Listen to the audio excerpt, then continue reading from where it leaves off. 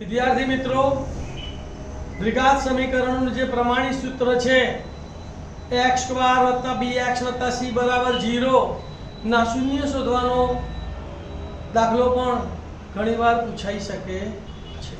તો પ્રશ્ન શું આવે કે દ્વિઘાત સમીકરણ નું પ્રમાણિત સ્વરૂપ x² + bx + c = 0 ના શૂન્યો શોધો. તો આના શૂન્યો આપણને ખબર છે. દ્વિઘાત સમીકરણના કયા શૂન્યો છે કે α β = -b ± વર્ગમૂળમાં b² - 4ac/2a. તો આપણે લાવવાનું શું છે? પહેલા b² - 4ac જો આપણે લાવી દઈએ તો આપણું શૂન્ય આવી જાય. તો પહેલા આપણે દ્વિઘાત સમીકરણ લખીએ છીએ કે x² + bx + c = 0. મારે b² - 4ac લાવવું છે. તો પહેલા આપણે આ c ને ક્યાં લઈ જઈશું? સામે. પ્લસ c સામે જાય એટલે માઈનસ c થઈ જાય. તો શું થશે સમીકરણ? x² + bx = -c. મારે -4ac લાવવું છે. તો -4ac લાવવા માટે કેટલા વડે ગુણવા પડે? 4 વડે. તો બંને બાજુ 4 વડે ગુણવા પડે. એક બાજુ ગુણીએ તો ચાલે નહીં. તો શું લખીશું? બંને બાજુ 4 વડે ગુણતા. તો 4 ગુણ્યા x² + bx બરાબર 4 ગુણ્યા -c. 4 વડે આને ગુણવાના, 4 વડે આને ગુણવાના. તો a ગુણ્યા એટલે a² x² ને x² તો 4a²x² વત્તા 4 ગુણ્યા bx તો 4abx બરાબર -4ac. -4ac આવી ગયા. હજી શું લાવવું છે? b² - 4ac લાવવું છે. તો આગળ b² જોઈએ ને, તો b² શું કરવું પડે? ઉમેરવું પડે. બંને બાજુ b² ઉમેરી દઈએ. અહીંયા પહેલું પદ પૂર્ણ વર્ગ છે. આ પદ પૂર્ણ વર્ગ એટલે અહીંયા b² ક્યાં ઉમેરીશું? છેલ્લે. અને અહીંયા પહેલે. તો શું થશે? બંને બાજુ b² ઉમેરતા તો શું થયું? 4a²x² વત્તા 4bx વત્તા b² બરાબર b² - 4ac. હવે જો આ દ્વિઘાત સમીકરણ પૂર્ણ વર્ગ પદાવલી થઈ ગયું.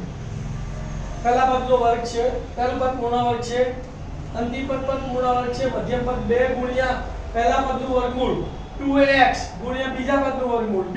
તો 2 × 2 = 4abx છે. હા, તો આનો અવયવ શું પડે?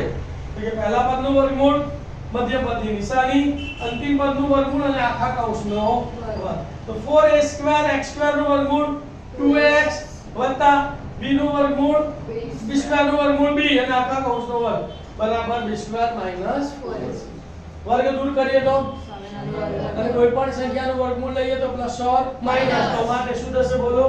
2ax + b બરાબર પ્લસ ઓર માઈનસ વર્ગમૂળમાં 2b² - 4ac. કોને સૂત્ર કરતા બનાવવાનો? x પ્લસ b સામે જાય તો માઈનસ અને 2a અહીંયા ગુણાકારમાં સામે જાય તો ભાગાકારમાં. x બરાબર -b પ્લસ ઓર માઈનસ વર્ગમૂળમાં b² - 4ac/2a. અહીંયા બીજ પહેલા બીજને આપણે આલ્ફા કહીએ તો આલ્ફામાં b² - 4ac પ્લસ લેવાનો અને બીટામાં માઈનસ લેવાનો. શું થશે બોલો? આલ્ફા બરાબર -b પ્લસ વર્ગમૂળમાં b² - 4ac/2a બીટા બરાબર -b માઈનસ વર્ગમૂળમાં b² - 4ac/2. ખ્યાલ આવી ગયો? શું કરવાનું? શું યાદ રાખવાનું કે મારે b² - 4ac લાવવા છે. તો પહેલા કોને સામે લઈ જવાનો?